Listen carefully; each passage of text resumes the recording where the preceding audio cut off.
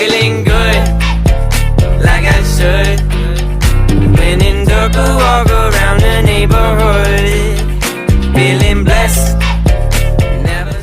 Hey guys, it's Meg. Welcome back to my channel. I have been wanting to do this video and it's been very highly requested actually. When I've asked you all for video recommendations on my Instagram, a lot of you say show your art, show your GCSE art, and today I actually went to my old school, picked up all my sketchbooks and like my portfolio pack, and I am so excited. I haven't looked through the books yet just because I want to get my reactions on camera. I obviously remember what's in the books and stuff. I'm really excited and I'm buzzing. I am going to be showing you my sketchbooks from year 9 to year 11, so that's basically the whole course of GCSE. On my channel I did actually open my GCSE results live. I'll link it down below so you can go watch it.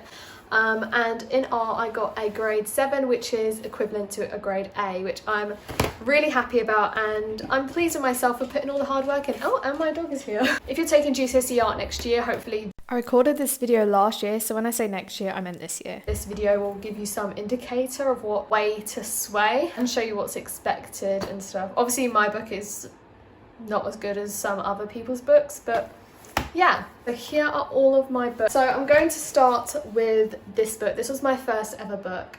This was year 9. Painted Marilyn Monroe on the front because this was a book basically based on, I forgot the artist's name. He basically does all the pop art and the comic book style drawings. You can probably tell what artist I'm talking about by the style of the cover. On the first page we have this artist study of Banksy. This was okay, this is average. I'm not too impressed with the first few pages of this book. This was my first book, so this was the first part of my GCSE coursework. We just wrote facts about him and showed some of his work. This part didn't get finished. There's some more research on him, and I didn't actually get a chance to finish this, which isn't too good. His stencil thing, right here, I'm trying to show it in camera. I did a stencil thing here. Hey, next page, we have this double page spread, and it's of experimentation for possible final outcomes. Experimented with different medias. So yeah, this isn't too good. Like this, I think this was basically me getting to grips with how GCSE art works. This wasn't it.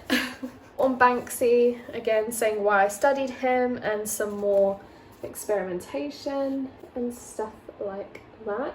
Okay, this next topic was man versus nature.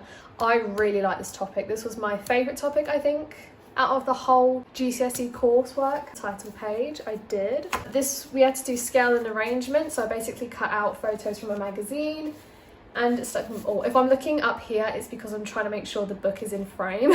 Yeah, scale and arrangement. So inspiration from man-made to nature. So I had to research artists which use man-made things to create natural things, you know what I mean?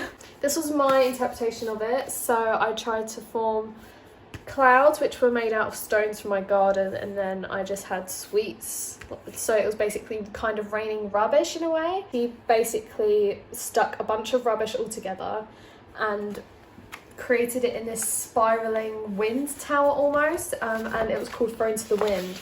So I wanted to create clouds out of a natural element, which were stones from my garden, and then I made the clouds rain sweets and rubbish and wrappers to show that rubbish is everywhere.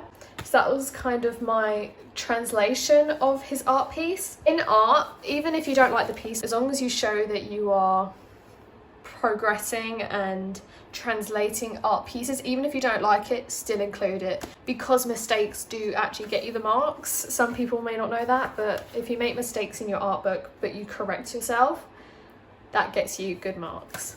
I don't exactly know what we were meant to do here, but I basically created 8 different scenes using different medias and man-made versus natural. So I have man-made here and natural here. So I have like oil pastels, colouring pencils, collage, and I think this is markers, like pens. I have biros, watercolour, layering. This is textured. I don't know if you can tell, but it's textured. And then pastels, landscape compositions to draw a landscape. So this is how that turned out. Landscape composition and texture study. Oh, so based on the landscape we chose, we had to create basically a stamp. So use 3D elements, put it on a board, and when it's stamped it looks like the landscape. Tried it and it didn't actually work out too well. It looks like this, but again I wrote down what I didn't like about it and how it didn't work out and what I could have done better next time. This was basically my how-to guide of how I created the stamp. You need to write art in a way that a toddler is going to understand it, you know what I mean? So you have to be so descriptive in everything that you do and explain everything that you've done and why you've done it. Experimental observational drawings. Bring an origami, which looks like just a scrumpled up piece of paper in different elements. So we have charcoal, biro and water, just a normal biro and ink. I really like this page, I just don't like how the charcoal one came out. I don't think that turned out too well. This is the thing that I made out of paper. I basically yeah, you don't really care. I released it to a pine cone, so I said it looked like a natural element. And then I did a big drawing of it. And then we went on to architecture inspired by nature. Looks like it was inspired by a lotus flower, a bird's nest.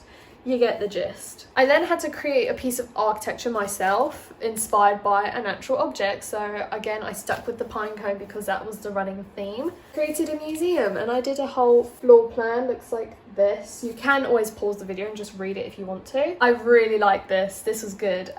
This was layering, I don't really know what you call it. Please showing step by step and layers how you created tones and shadows. This was the final result and it was of an animal skull. It's just a mind map. Visual ideas. Yeah, that's not good. Okay. This is one of my favourite artists, artist study of Georgia O'Keeffe. I really like kind of the cartoony slash realistic style to her drawings. So this was a translation of one of her paintings. I really like how this turned out. I was so proud of this. I still am proud of that.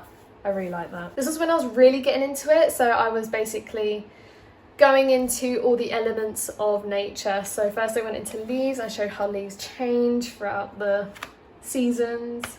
Then I stuck leaves in, and then I showed bark, where leaves come from. Then I did it with flowers. So I showed different colours that flowers can be, how they grow. I actually stuck real flowers in. You can see they look better when they're alive. I even went as in depth, took my own photos. I evaluated how water moves and stuff, so I showed how it reflects, how the ripples, and then I took photos of my dog in a lake. This was me drawing 2 shells in the style of Georgia O'Keeffe, and these were more of like experimentation of using inks to draw natural elements. So I did it with flowers, and I also did the growth of a flower. So a bud, it fully blooms, starts to wilt, and then it dies. Again, the kind of Georgia O'Keeffe relation. More experimentation of medias and flowers. And then final piece ideas. So I was experimenting with different ways I wanted to lay out my final piece. I originally wanted to do this. I was so set on this idea, but my teacher told me to rethink it because this is just based on flowers, when I've looked into all these different elements of nature, that I should include more. Because I researched water, I started to look into frogs. So I looked at the growth of frogs, colours, stuff like that, and different types of frogs. And then I did an artist study on Ernest Haeckel. He does these paintings of natural, weird elements of nature. As you can see, this is his work. And then, because I still wanted to include flowers, because I love drawing flowers, I looked at lotuses because they float on water. Then I looked at lilies, again adding to it, started to look at skies. So I looked at Turner's sky paintings, because he does very soft, dreamy skies. That led to my final piece and evaluation, which I actually have. This is my final piece. Looks like this. Yeah. I did this on cardboard and it was painted with ink. So here are the eggs of the frog, and then it grows into a tadpole, starts growing And then he jumps out the water as he's grown up. And then it also shows the growth of a flower, the kind of bud, and then it's opening, and then it's slowly dying as it's fading out into the water. So that is the first year of GCSEs. Now to move on to the second. Really love this front cover. I thought this was definitely the nicest front cover out of all my sketchbooks. Here's the first page, Distortion. We went to this Turner gallery. So this is basically a trip day evaluation, looking at some of the artwork we saw and writing about it. I started to look at viewpoints and everyday objects as a mind map. These were like artists to look at. I then started to think of thumbnail ideas, what I could do for my final piece. You had to think of thumbnail ideas really early on. So yeah, it was quite hard. So I thought of the view from an animal inside a zoo, and then I thought of different family members' features connected into one face. I thought of leaf collecting, and then I again thought of the family collection of faces. Because I was really set on this idea, I did experimentation. So I took a photo of my dad from some different angles and put them all together. And then I did it with a model that I found in a magazine, and I basically explained how I did it this way instead of this way because this way doesn't work as well. I did a David Hockney artist research and study because I really liked his use of colour, and he also did the photos from all angles and combined it into one. Started to do some observational sketches of my facial features. Yes, this was from observation, quite hard, but yeah. I don't think the eyes are that good. I like my ears. I then started to do portraits on photos. So because it was to do with a bunch of different family members' facial features, I decided to draw my portrait over some family photos. See, because this is from all different angles of the face, I then did it as a side profile. I did media drawing, so I drew different parts of my face in different media. So we have different coloured pens, oil pastels, watercolour and colouring pencils. Lips and nose, eyes, ears, lips squished like that. Eyes and nose again. Showing lots of media experimentation really helps you out. I then did technical drawing. I don't really know why I called it that. Again, drawing it from different angles. Eyebrows, don't really know what that is. A chin. Even if you're not going to use the ideas that you're doing, just do it anyway because it does get you those extra points. I started drawing my granddad from a side profile. The different angles of the face combined into one photo. It was kind of like a collage, I saw it as, so I decided to collage my face out of different sections of magazines. So any sort of skin tones that I saw in magazines, I cut it out and stuck it here. The hair or materials that I found lying around that reminded me of hair, I stuck it on, and I really like how this turned out. This is definitely one of my favourite pages in this book. I then decided to go abstract and colourful and did it like this. I prefer the other one. This is still like fun though. Ugh, ew. This is just a normal self-portrait. That's really bad. I do not approve. Basically research into my family, and I thought this was a really fun topic. I really like this. Looked into Jenny Saville because I had to understand how to paint skin tones, and she really experiments with skin tones, as you can see here, here and here. Very different ways of painting it. I then decided to copy this to experiment with my skin tones, so it came out like that. Decided to spice it up a bit and research the muscles under our skin, because that's a part we actually forget. Like, yeah, we've got the outside, but what's actually inside? So I decided to research the muscles in our faces. So I have the muscle around the mouth, the neck, the face as a whole, and the eye. Researching into backgrounds, like what colour background. I then did a linograph, so I carved into lino. This does not look like muscle in the skin, but I did like a portrait and it's like muscles. A bunch of prints, so I experimented again, so I did half and half of two different prints. I did hot glue over this one, and I really like the texture of this. You're just really meant to experiment. It's all about experimenting and trying new techniques and not just sticking within your comfort zone. I split one half, so it basically has tabs that you can fold over, and therefore creates the exact same portrait on the other side. And drew a shell of a portrait in biro. over the muscle, so that's what you see on the outside, that's what's on the inside. And then I did this two-tone blue layering, and it looks like it's glitching, which I think turned out really nice. Developing ideas, this was how I wanted my final outcome to be. So I was experimenting with, do I want like the shoulders in, do I want the neck in, how much of the face do I want? And this was my final development, like design idea. This is how I wanted it, this is what I wanted it to turn out as. And that leads us to my final piece. So this is my final piece. It looks like this. I basically cut out different size squares out of card and drew a different family member face on it. So I have my granddad's eye, some hair from this is a magazine collage, my uncle's mouth stamped as the muscles in the neck, and I have the odd element of muscle in the face here and there. I have my dad's hair, I have my cousin's ear, my nose, I have, don't know whose ear that is, I think that's my ear, and just different sections of skin. But I really like how this turned out. But yeah, basically your art sketchbook has to form a story, it has to flow like a story, so everything makes sense in the end. Okay, that is that sketchbook done. Now it's time for the final sketchbook. This is the topic messages, based around social media. So first page is a spider diagram of technology and how people become addicted to it. We have some thumbnail ideas of what I might want to create. These are really bad just because the pencil and stuff smudges. I then did an observational drawing of an iPhone. I then did media testing. I tried drawing earphones on newspaper, doing a phone, so it's like how it changes, drawing my phone. This is an artist study on Grayson Perry. I really like how this spread page looks. I think it's very colourful. And then this is me copying a section of his work. I then went into photo collages. So I used my parents. So I made my mum go on the laptop and the phone. She's actually watching Shane Dawson, and made my dad like try and get her attention to show that she's so like focused on her phone that it's blurry around her. Repetitive collage to show that it's just constant. Carved into this photo of my hand on the keyboard and I almost made like a circuit board.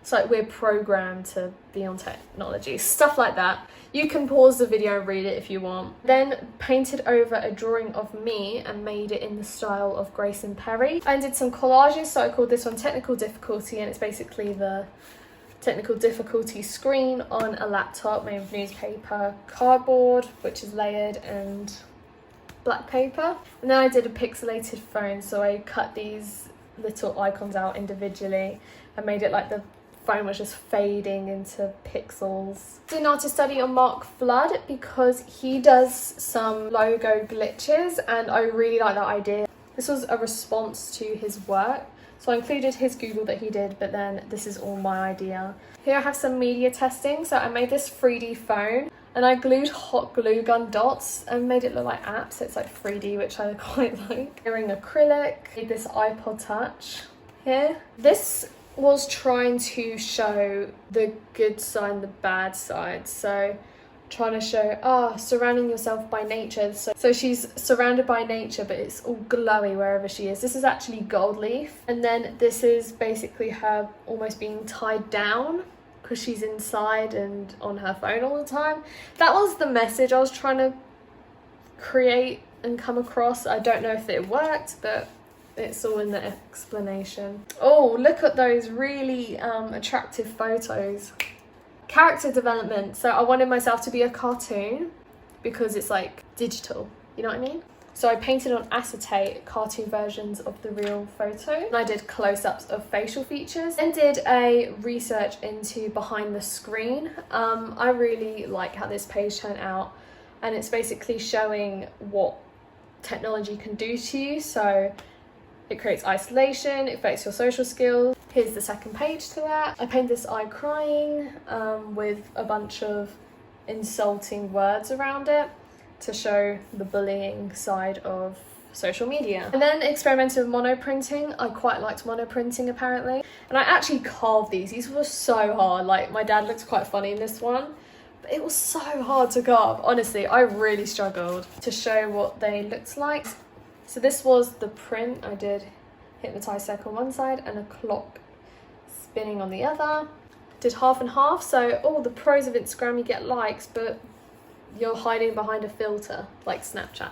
It's very deep. It is very deep. More experimentation. More experimentation. It's literally just experimentation after experimentation. I have life versus phone, so everyday activities that you commonly use your phone in. So when you're eating dinner, you have your phone with you. When you're in class, you have your phone with you. When you're walking your dog, you have your phone with you. Stuff like that. I then researched Maurice Mibikai. I'm really sorry, I don't know how to pronounce that.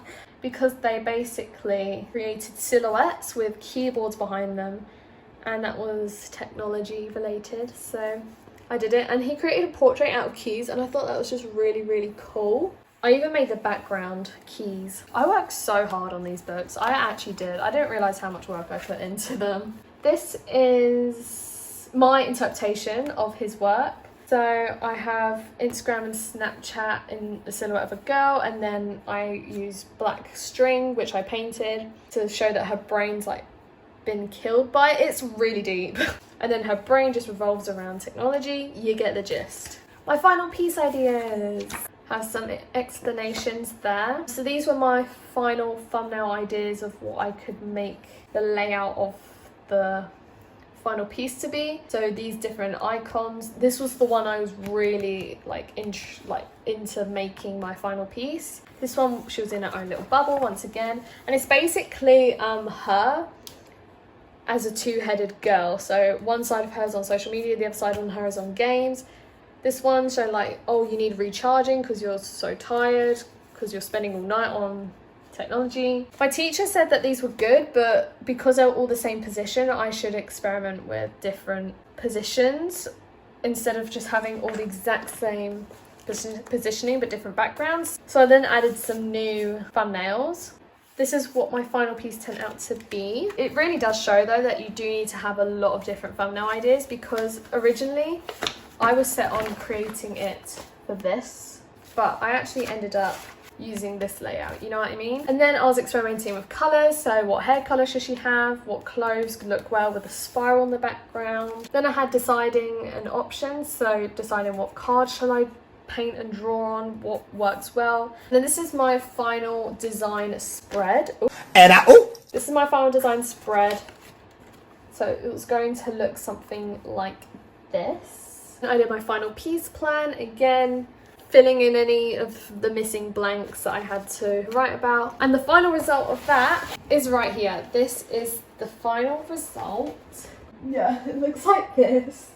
See, it's kind of hollow like that. I like the cartoon vibe of it, but I do wish I went more realistic. Hi, so when I was editing this video, I realised that I forgot to include this message that I'm about to say, and also film an outro.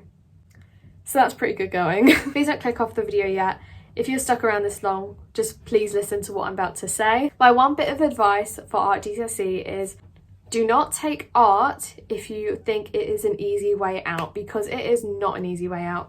I know quite a few people do take art GCSE because they think, oh, it's easy, it's just drawing and painting, there's not really much to it. There's a lot to it. It's very stressful if you don't know what you're doing, and if you're really not into the subject, it's not something you want to be studying or working towards, and it's just really not worth it. Obviously, if you do want to go down the artistic route, 100% take art GCSE because it's great for that. But I'm just saying, because some people think that it's just a layback subject and it's not worth anything. It is still a GCSE at the end of the day, and if you do pass it, then that's great because that's an extra GCSE for you. But just don't take it if you think it's an easy way out, because it's not, and it's stressful, and you don't want to put that extra stress on yourself if you're not even interested in the subject. Besides all that being said, I really do hope that this video helped you in some way and gave you some directions and tips on what to do. If you do have any questions about art GCSE, comment it down below, I will be replying. If you did enjoy this video, please don't forget to give it a big thumbs up, and don't forget to comment and subscribe because that really helps me out a lot. Thank you guys so much for watching this video, and bye! Oh, grace, oh, grace.